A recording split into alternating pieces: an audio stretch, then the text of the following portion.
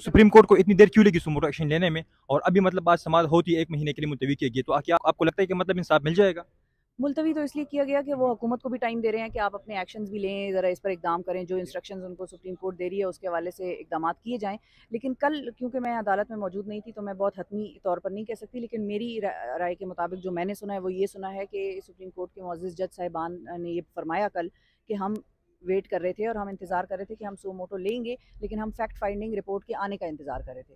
तो अगर वो कह रहे हैं तो फिर हमें उनकी बात पे एतमाद कर लेते हैं, कोई रीज़न नहीं है हमारे पास कि हम उन पे यकीन ना करें।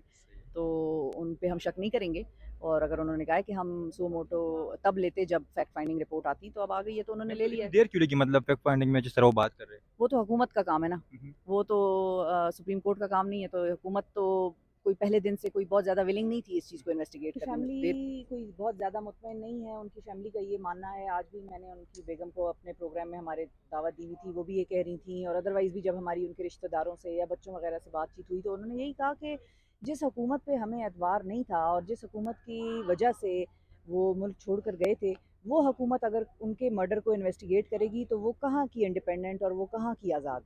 तो वो तो कॉम्प्रोमाइज़्ड हो गई। तो उनको कोई ज़्यादा इत्मीनान नहीं है। आज मोहतरम जज साहिबान ने नाम लिए हैं उन 5 रुकनी कमेटी मेंबर्स के, जो स्पेशल जीआईटी जो बनी है उनके मर्डर को इन्वेस्टिगेट करने के लिए।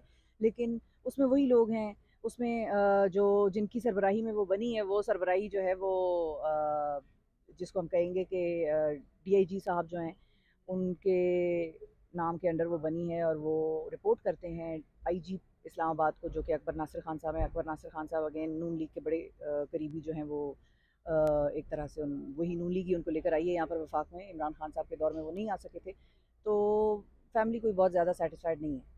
ये जीआईटी देखनी होगी कि ये कितनी सीरियस है और कितनी सीरियसली इंडिपेंडेंटली ये इन्वेस्टिगेट करती है।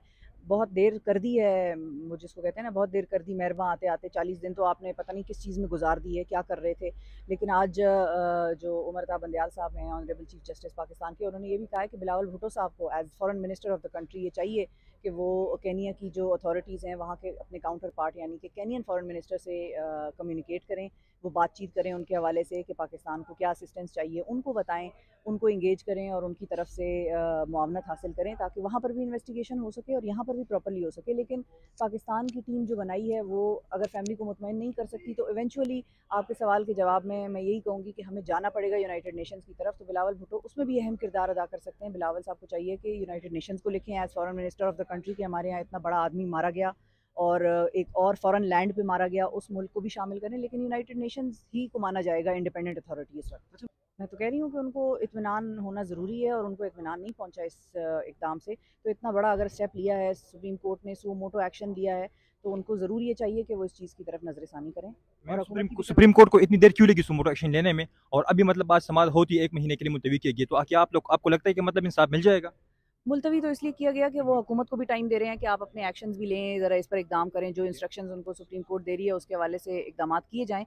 लेकिन कल क्योंकि मैं अदालत में मौजूद नहीं थी तो मैं बहुत हतमी तौर पर नहीं कह सकती, लेकिन मेरी राय के मुताबिक जो मैंने सुना है वो ये सुना है कि सुप्रीम कोर्ट के मुअज़्ज़ज़ जज साहिबान ने ये फरमाया कल कि हम वेट कर रहे थे और हम इंतज़ार कर रहे थे कि हम सो मोटो लेंगे, लेकिन हम फैक्ट फाइंडिंग रिपोर्ट के आने का इंतज़ार कर रहे थे। तो अगर वो कह रहे हैं तो फिर हमें उनकी बात पे एतमाद कर लेते हैं, कोई रीज़न नहीं है हमारे पास कि हम उन पे यकीन ना करें।